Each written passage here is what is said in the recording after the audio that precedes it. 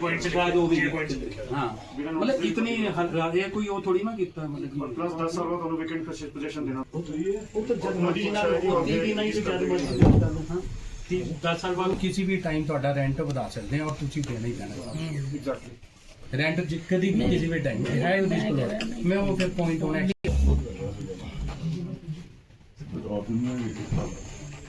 चलो आ जाना चलो फिर बात नहीं तो मोटरसाइकिल से आए जी गाड़ी भी चला दे चाहे दे दे सब पूरे पानी का बिल भी इतना सी है, पानी में तो आगे कमिंग मतलब आज भी हम कोई ऐसे नहीं 2200 रुपये साल का फिक्स किया था हमने घर का, फिक्स जब आप ड्यूटी में थे। कैसे आ रहे हैं? मैंने उनको बुलाया बल्कि आज अभी आपसे पहले मैं मुस्लिम साहब को मिल लेता हूँ और रिलेटेड टू ऑपरेशन के पास आए तो उनके साथ लड़ झगड़ के वो समझते भी कंपनी ने तो जबरदस्ती करना उस टाइम कंपनी को दे दिया सारा वर्ल्ड बैंक बीच में इसमें कैटेगराइज करना पड़ेगा थोड़ा जैसे जैसे भंडारे और ये चल रहे हमारे रिलीजियस प्लेसेस में ना। हेलो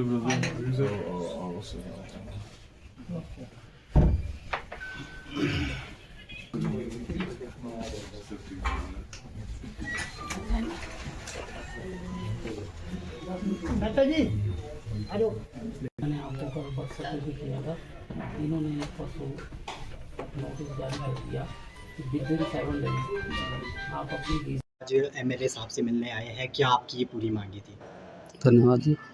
हरजीत कुमार मंगा, प्रधान व्यापार मंडल शिमला। आज हम माननीय विधायक साहब से मिलने आए थे। परसों कॉरपोरेशन ने एक सभी जो किराएदार हैं, कॉरपोरेशन के जो किराएदार हैं, उनको एक नोटिस इशू किया था कि विदिन 7 डेज़ अपनी लीज़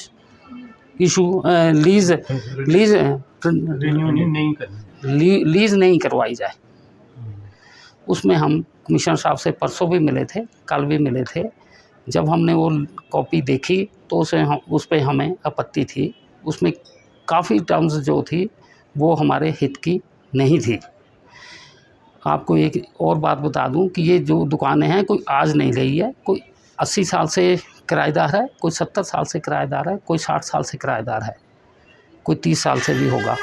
सभी ने आज तक का 31-25 तक सभी व्यापारियों ने अपने किराए पिछले साल एडवांस में जमा करवा दिए थे। हमारा किराए का कोई इशू नहीं है। लीज़ के जो ये हमने आज इनसे बात की, विधायक जी से बात की और इनमें हमें आश्वासन दिया, कमिश्नर साहब से भी बात हो गई है इनकी कि अब हम एक सिंपल लेटर बना के कॉरपोरेशन को देंगे अपने रेंट की रसीद साथ में लगा के कि ये दुकान फलाना नंबर स्टॉल हमारे पास है और हम इसका डिक्लेरेशन देनी है हमने एक, सिर्फ कॉरपोरेशन में लीज़ नहीं होगी। एमएलए साहब से क्या आश्वासन मिला? एमएलए साहब ने आश्वासन दिया है कि एक सिंपल पेपर के ऊपर एक हम एप्लीकेशन बनाएंगे, उस पर हम अपना डिक्लेरेशन करेंगे और उसमें ये जो लीज़ का है ये नहीं होगी। ये जो एक हमारे म्यूनसिपल कॉर्पोरेशन ने एक मुहिम छेड़ी थी जिसमें कि आपके जो पुरानी लीज़ जो उनकी प्रॉपर्टीज़ थी वो काफ़ी पुरानी लीज़ पे गई हुई है और ये प्रॉपर्टीज़ कोई 50 साल पुरानी है, 7 साल पुरानी है, 70 साल पुरानी है। तो हमने म्यूनसिपल कॉर्पोरेशन ने एक प्रयास शुरू किया था कि इसका लीज़ को रिन्यू किया जाए या फ्रेश लीज़ बनाई जाए और जितने भी आपके जो नए कारोबारी या नए स्टॉल्स हैं और उनको एक ऑनलाइन सिस्टम पे किया जाए। तो फाइनली जो मैंने इनका जो फॉर्म देखा है म्यूनसिपल कॉर्पोरेशन का वो काफ़ी कॉम्प्लिकेटेड मुझे लगा है। उसमें कई चीज़ें ऐसी है कि जैसे कि सभी को मालूम है कि जो प्रॉपर्टी 60 साल 70 साल पहले लीज पे दी गई थी उनकी एनओसीज लानी बड़ी मुश्किल हो जाएगी क्योंकि परिवार बढ़ता ही है, किसी के 2 बेटे 4 बेटे और आगे फिर बेटियाँ, सबके प्रॉपर्टीज़ पे हक होता है। तो कुछ एक चीज़ें इसमें ऐसी है जो पॉसिबल नहीं है करवाने की। तो इसमें हमने एक सिंपल सा रास्ता ढूंढा है और मैं ये अभी माननीय मुख्यमंत्री मोदी जी से भी डिस्कस करके आया हूँ और दोबारा जाकर उनको ब्रीफ भी करूँगा। कमिश्नर साहब से मेरी बात हुई है, तो हम इसको सिंपली एक जो दुकानों में बैठे हैं वो अपने एक एप्लीकेशन दे विद एफिडेविट कितना टाइम से बैठे और कितना रेंट वो पे कर रहे हैं, ताकि हमारा कुछ ऑनलाइन सिस्टम बन जाए म्यूनसिपल कॉर्पोरेशन का और हमें मालूम हो कि हमारे पास कितनी प्रॉपर्टीज है और कितने हमारे पास किराएदार है और कितना हमारे पास रेंट आ रहा है। और अब इसमें जो बैठा है as it is where it is, वो चीज़ हम इसको प्रयास करेंगे कि जैसा है वैसा इसको रहने दिया जाए और उनकी सबकी एंट्री होनी चाहिए।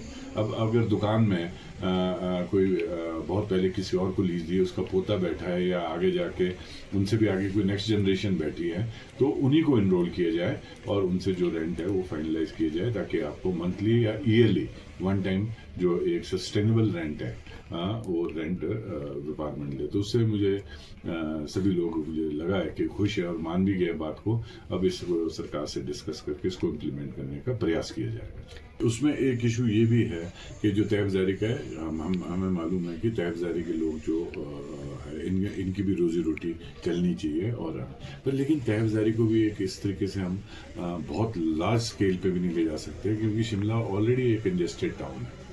हमारे को लोगों का भी तो देखना पड़ेगा कि लोगों की जो मूवमेंट्स है वो फ्री मूवमेंट्स भी रहे, और यहाँ पे तो सड़कें बहुत घेर दी गई है। यहाँ की एक जो नेशनल एक्ट बना है, ये नेशनल एक्ट है, स्टेट का एक्ट नहीं है, ये नेशनल एक्ट बना है और उस एक्ट के उसकी इम्प्लीमेंटेशन करने के लिए एक कमेटी बनी है जो जिसे हम कैबिनेट सब कमेटी बोलते हैं, और उसमें by virtue of being local MLA out है, क्योंकि मैं कैबिनेट में तो हूँ नहीं, पर लेकिन मैं स्पेशल इन्वाइटी उसमें हूँ। बाकी उसमें विक्रमादित्य सिंह जी भी हैं और अनिरुद्ध सिंह जी भी हैं, और हम उसको जो चेयर कर रहे हैं वो हर्षवर्धन चौहान जी चेयर कर रहे हैं। और इसके जो जितने भी मेंबर्स हैं, सेक्रेटरीज है, यूडी के हैं और आपके रूरल डेवलपमेंट के हैं और विभिन्न विभागों के सेक्रेटरीज है, कमिश्नर भी है इसमें मेंबर, तो हम इनके लिए कोई रास्ता ढूंढ रहे हैं।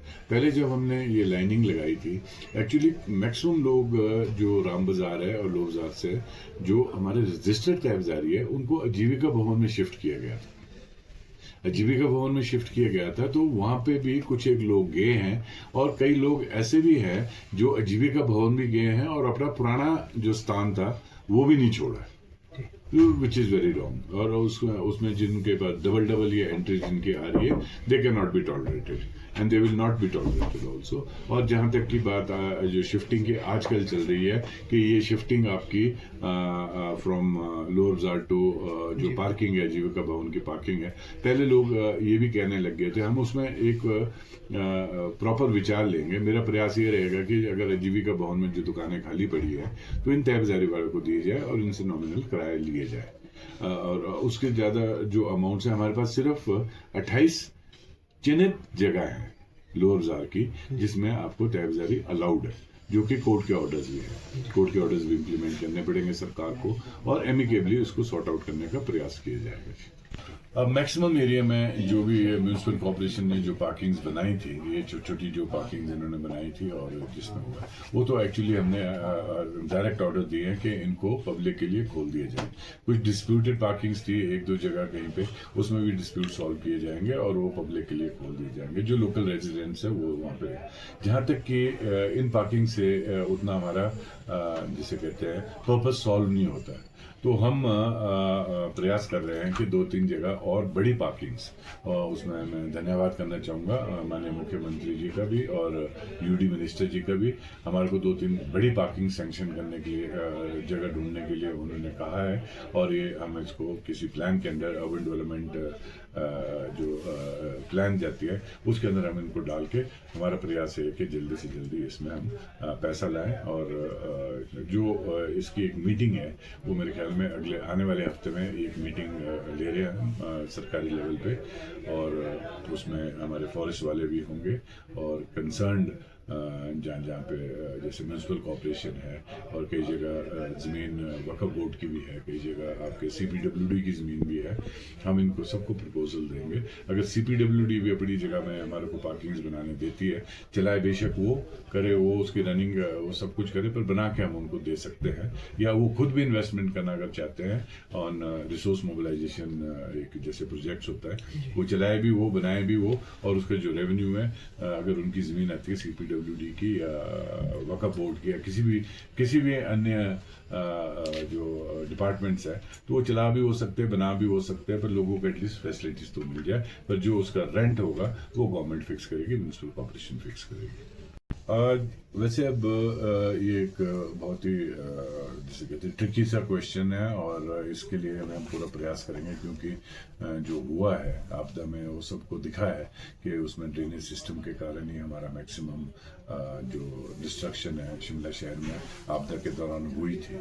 उसमें एक इशू ये आ सकता है कि अब हमने प्रयास किया है, क्योंकि शिमला शहर में इस टाइम जो भी हमारी जो ड्रेन्स थी जो क्लॉग हो चुकी थी और जो बंद हो चुकी थी, उनको खोलने का तो हमने प्रयास किया।